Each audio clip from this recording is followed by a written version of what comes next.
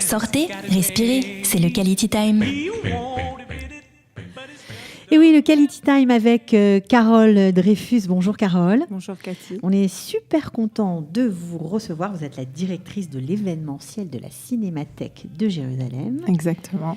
Et comme en ce moment même se déroule le Festival international du film à Jérusalem, ou de Jérusalem, je ne sais pas, voilà, eh bien, vous êtes là parce qu'en plus, vous changez de casquette. Pendant cette période-là, vous devenez la coordinatrice des jurés. Vous occupez des jurés qui viennent juger les films. Exactement. Alors, c'est exceptionnel cette année, puisqu'il y a une délégation française importante. Il y a énormément de films français. Est-ce que vous pouvez nous raconter en quelques mots de quoi il s'agit ? Alors, d'abord, merci de votre invitation. Mais de rien.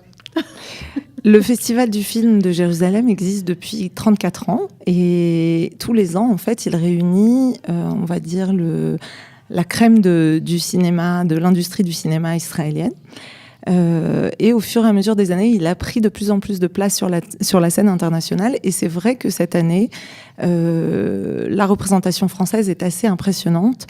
Sur 180 films, presque 200 films, on a presque 50 films français, production ou coproduction française. Donc on a des films, on a eu le film d'ouverture qui s'appelle Redoutable, qui a été projeté à la piscine du Sultan le soir de l'ouverture, le 13 juillet, qui a fait en plein air, je crois qu'il y avait 4000 personnes. C'est ça, il y avait 4000 personnes, c'était très impressionnant. L'endroit est magique en plus, donc c'est vrai que les gens étaient très impressionnés. Les invités d'honneur aussi, en fait, Louis Garrel et Michel Hazanavicius, qui sont respectivement l'acteur principal et le réalisateur du film, s'attendaient pas. Ils pensaient que c'était une première une ouverture dans une salle. Et lorsqu'ils ont vu le lieu, ils ont trouvé ça complètement féerique et ils ont été vraiment impressionnés. Donc ça, c'est un des films français qu'on a parmi la programmation.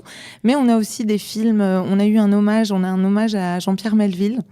Un très très bel hommage avec des films que tout le monde connaît et je pense que tout le monde aura plaisir à revoir. Le Samouraï, l'Armée des Ombres. Exactement, l'Armée des Ombres, le Samouraï. On a eu aussi Bob le Flambeur.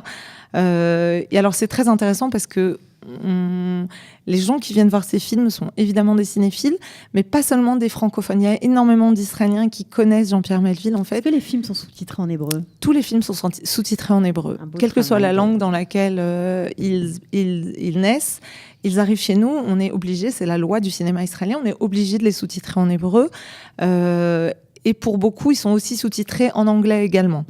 Alors, on ne l'a pas dit, mais le festival du film continue encore pendant quelques jours, puisqu'il a commencé le 13 juillet, il se finit le 23 juillet. Alors, des films français, on en a parlé, on va encore en reparler, c'est sûr, mais pour donner un petit peu une vue d'ensemble et pour bien ancrer ce festival dans une compétition internationale, il y a d'autres petites compétitions au sein de ce festival, et notamment une compétition israélienne, et je crois que c'est la compétition principale, en fait. Voilà. Alors, en fait, comme dans tous les festivals internationaux, la compétition locale est la plus longue.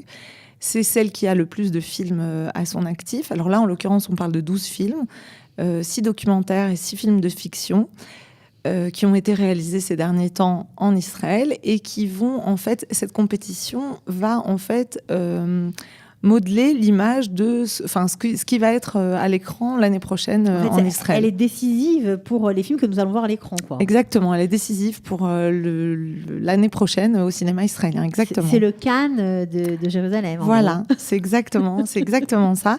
Et alors, c'est rigolo que vous disiez de Jérusalem parce qu'en fait, les journalistes nous ont fait la remarque, à l'ouverture, il y avait toute l'industrie du cinéma de Tel Aviv qui était là aussi. Il y a une anecdote comme ça qu'on m'a dit, c'est comment est-ce que vous êtes arrivé à amener tout Tel Aviv à Jérusalem ? Oui, parce qu'en général, quand on leur dit de venir ici, oh, mais c'est loin, une voilà, heure de route, exactement. Pas possible, on peut pas. Et alors là, il y avait, il y a vraiment toute l'industrie du cinéma qui défile tous les jours, que ce soit les acteurs, les réalisateurs, et il y a une ambiance qui est très D'abord, il y a une très très bonne ambiance, mais surtout, il y a une ambiance très vibrante, très jeune, quelque chose de très énergisant. J'aimerais dire qu'il y a une ambiance très israélienne. Alors, c'est peut-être un lieu commun, mais c'est vrai. Le cinéma israélien reflète un peu ce qu'on vit aujourd'hui. Les gens sont mélangés. Arabes et juifs vivent ensemble. Ils sont aussi très représentés dans l'industrie du cinéma israélien. Exactement. Et ça doit surprendre, j'imagine, nos jurés internationaux qui débarquent ici. Alors, c'est vrai que les acteurs aussi et les jurés sont...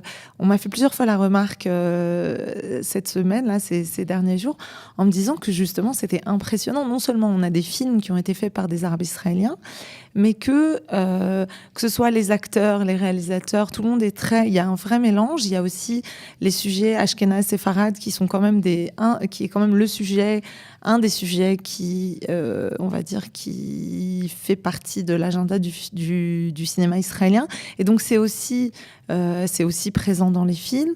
Mais il y a pas aussi seulement. un festival du film juif, d'ailleurs. Exactement, il y a une compétition du film juif également, où là, on a 5 films en compétition, des films de partout. Il y a un très joli film, d'ailleurs, je crois, qui s'appelle Ménaché. Exact, c'est un très joli film. Et alors, merci de me parler de ce film-là, parce que ça me permet de rebondir sur les activités extérieures du festival. Ménaché est on a tellement de trucs à dire. Voilà, c'est ça. En fait, on a énormément de choses à dire. C'est fou parce que ça montre le dynamisme de notre jolie ville. Moi, j'en profite. J'habite Jérusalem, donc je ne vais pas dire le contraire. Vous aussi, voilà, je crois. Donc, une ville dynamique avec des acteurs dans la ville, au niveau de la culture notamment, qui se lâchent, on va dire. Ah, c'est impressionnant. Cette année, la direction du festival, la productrice du festival, a décidé qu'il était temps que le festival sorte de la Cinémathèque et aille à la rencontre des Jérusalemites, aille dans les quartiers. Et donc, on a repris le concept du driving, du cinéma itinérant. Alors, le cinéma itinérant, c'est du cinéma en plein air, comme si vous l'avez connu peut-être en France à la Géode ou dans d'autres villes de France, on pouvait prendre sa couverture, se mettre sur la pelouse et regarder gratuitement un film sur écran géant. Exact. C'est ça qu'on va voir. C'est ça que vous allez voir. Et puis, on vous offre les pop-corn aussi. Ça, c'est sympa. Voilà. Donc, et ça, en fait, c'est des énormes camions qui vont servir... un camion va servir de projecteur et un autre d'écran. Et donc, en fait, les gens vont être assis entre les 2 camions qui sont assez énormes, avec un matériel, une technologie assez dingue. Et on projette des films du festival, donc qui sont aujourd'hui au sein de la programmation, dans les quartiers de la ville. Donc, on a eu ça, on a projeté Ménaché au Jardin des Roses à Jérusalem. Et puis, on va avoir différentes projections, que ce soit à Beth Hakerem, à Pisgat Ze'ev, à Tzur Baher, à Abu Tor, et à la Moshava Germanite. Voilà. Donc, alors la Moshava Germanite, je crois que ça n'a pas encore eu lieu. Non. Donc si vous êtes de passage, après tout c'est les vacances, même si vous habitez à Tel Aviv, à Ashdod, Natania, je ne sais où, vous pouvez venir profiter, voir un film en plein air gratuitement dans l'ensemble des plus beaux quartiers de la ville, il faut bien le préciser. Puis je crois que vous avez aussi diffusé un film Cinéma Paradiso dans la vieille ville.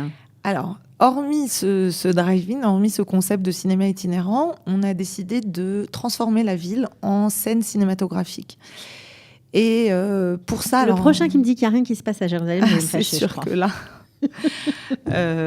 donc en fait, on a été dans les différents quartiers, on a transformé le Kikar Amoristan qui se trouve en vieille ville en concept cinéma Paradiso samedi dernier.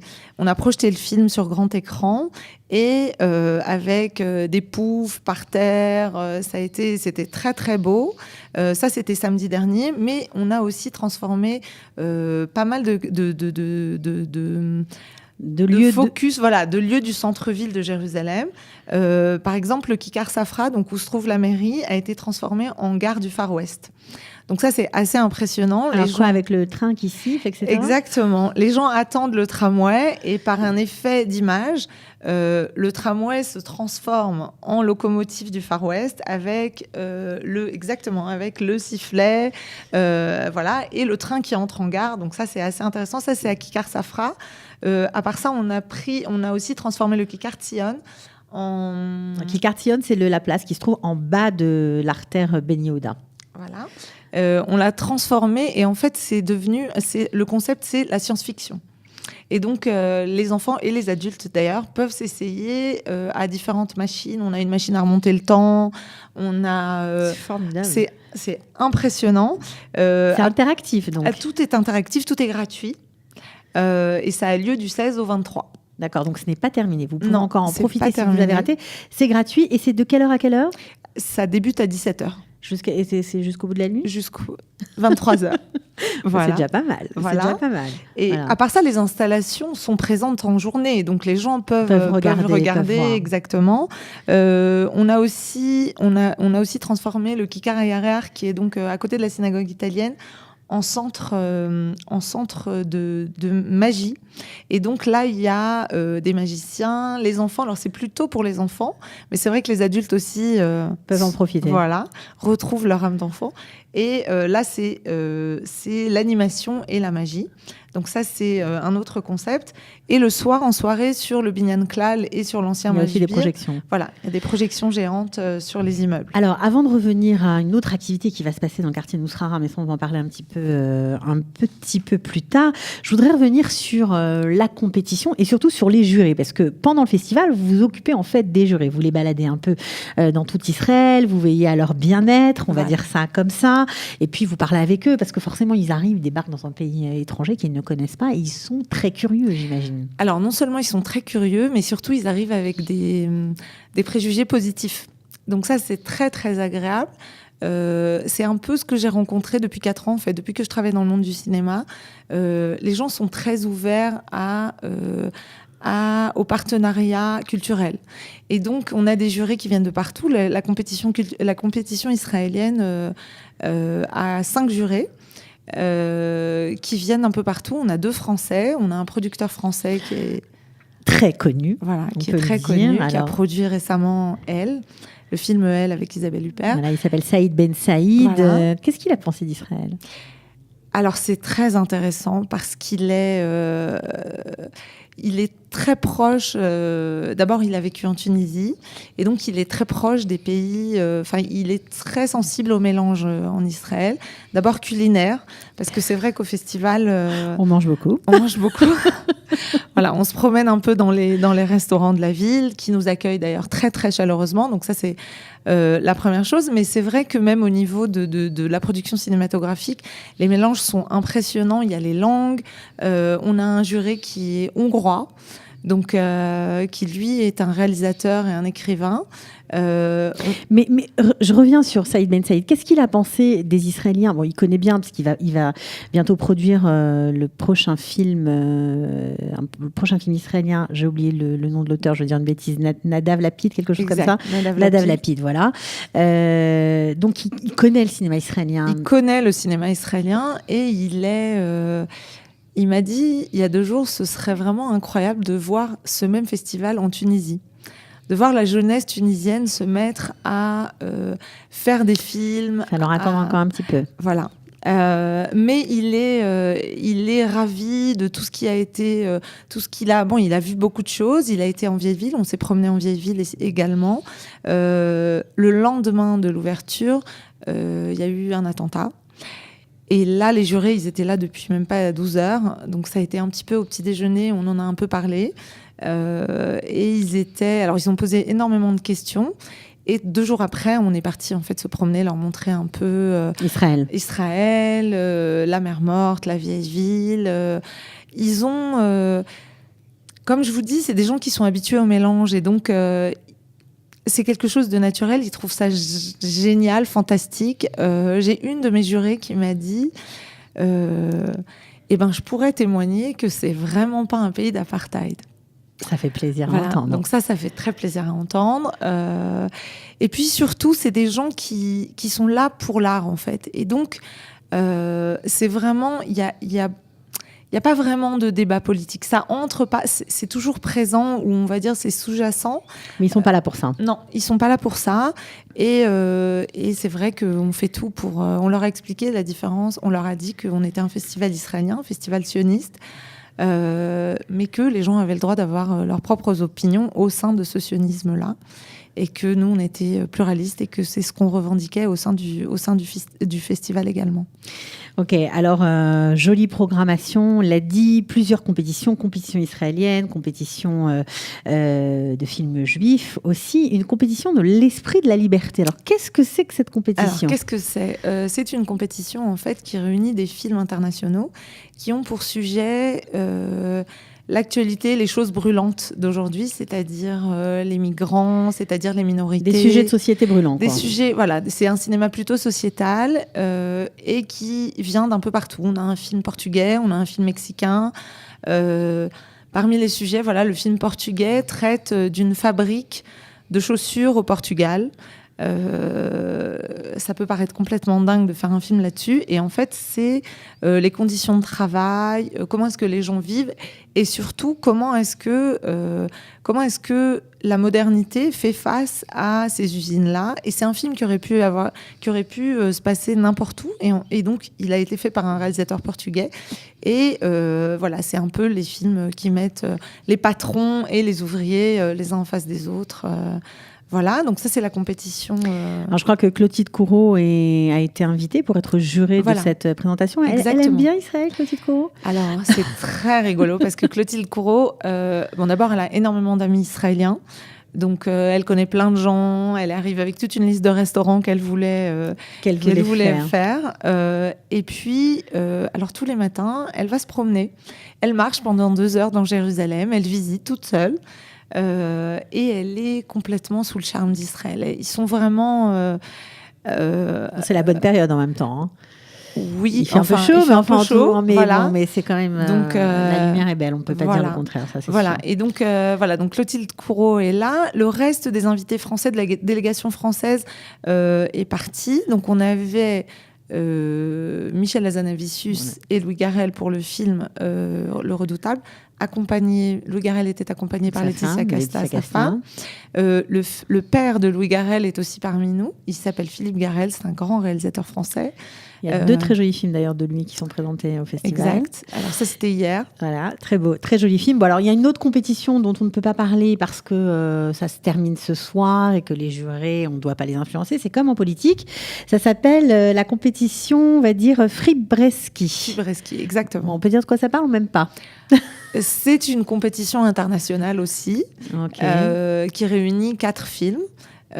Et où on a également des juges, des jurés internationaux et israéliens. Et voilà. Ils doivent choisir. Ils doivent remettre en fait des prix. Mais le plus gros prix du festival va évidemment à la compétition israélienne. Bien sûr. Et donc on a acteurs, actrices, réalisation, photos,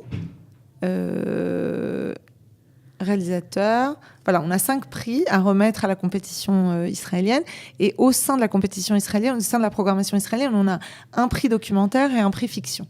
Ok, bon, voilà. Alors il y aura beaucoup de choses à voir. En tout cas, les gens peuvent aller au cinéma pendant cette compétition. Tout le public peut aller au cinéma. Tout le public peut aller au cinéma. Les billets sont à récupérer, sont à acheter sur le site de la Cinémathèque.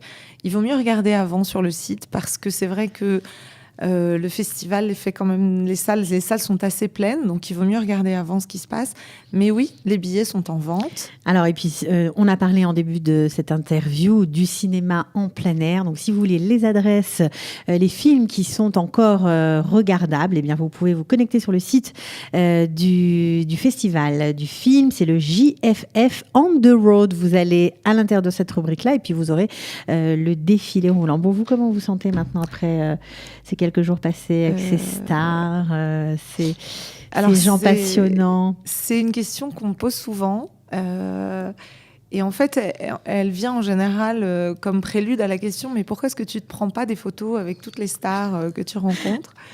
Et en fait, je vais vous dire, je pense que... Bon, d'abord, ça fait 4 ans, donc c'est vrai que j'ai un peu... Je ne vais pas dire l'habitude, mais oui. C'est votre travail, tout simplement. C'est mon travail, je les connais, je fréquente le cinéma, l'industrie du cinéma israélien depuis longtemps, donc c'est vrai que j'ai des rapports amicaux avec eux. Elle a beaucoup changé, l'industrie du cinéma. Énormément. Elle est très jeune, les acteurs sont très jeunes, très simples, les gens sont vraiment très abordables, très sympas, il y a une vraie ambiance, on est tous ensemble et on fait les choses ensemble. Et comment je me sens ? Écoutez, moi, j'accompagne le jury. Et je trouve ça passionnant parce qu'en fait, contrairement aux stars qui sont là pour 2-3 jours, le jury est là pour 10 jours. Et donc, on a vraiment le temps de créer une relation, de papoter, de se rencontrer. Pour moi, c'est très enrichissant, j'apprends énormément. Et puis, c'est des gens passionnants, vraiment, des gens qui viennent de partout. Donc, c'est pas seulement leur regard à Israël, mais c'est aussi leur expérience de vie, évidemment. Et puis aussi, voilà, ce qu'ils pensent d'Israël.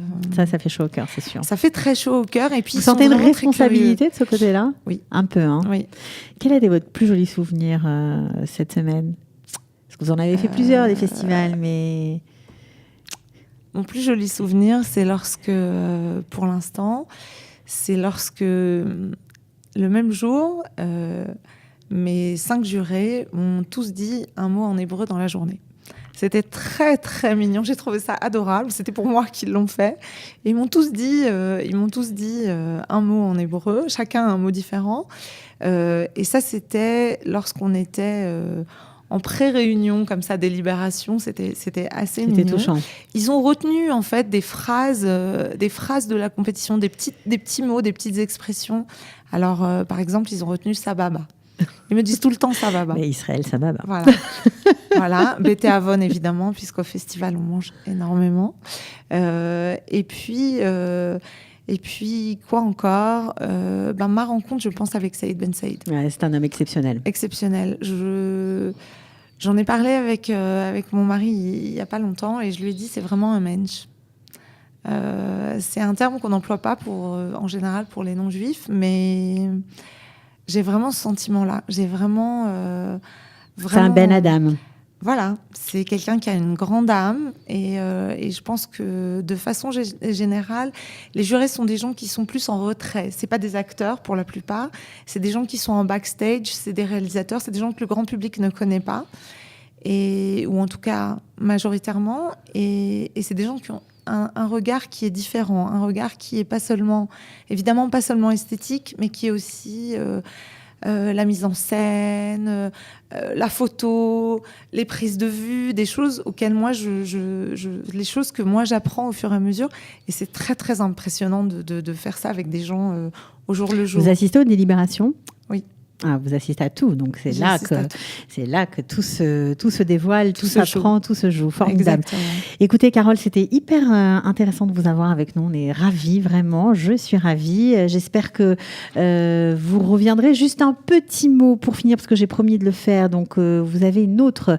Et d'abord, je vais faire un coucou à la directrice du festival. On lui dit merci. Elle s'appelle Ella Tal.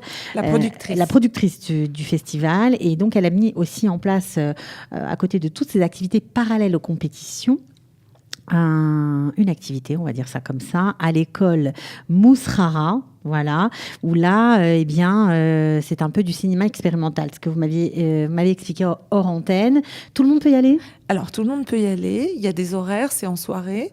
Il faut vérifier à chaque fois, selon les journées, selon les dates. Mais en fait, ce que les gens ignorent, c'est qu'à Jérusalem, il y a énormément d'écoles de cinéma. Des écoles de cinéma d'où sortent pas mal de réalisateurs israéliens. On a Mahalé, on a Mousrara, on a Sam Spiegel, qui sont des grosses écoles au niveau des études de cinéma. Et donc, il y a énormément de réalisateurs en herbe, il y a énormément de scripts en herbe. Et c'est l'occasion d'aller les rencontrer, puisqu'ils sont vraiment à l'écoute, disponibles, présents dans cette école de la Mousrara. Si vous ne connaissez pas en plus le quartier, allez-y, c'est vraiment très sympa. C'est juste au pied de la mairie, juste avant la mairie de Jérusalem. Exactement. Donc là-bas, on peut rencontrer, pour ceux qui nous écoutent peut-être et qui sont apprentis réalisateurs, acteurs, scripts, scénaristes, ils peuvent y aller. Exactement, ils peuvent y aller. Alors, il y a aussi un laboratoire de cinéma qui est mis en place là-bas.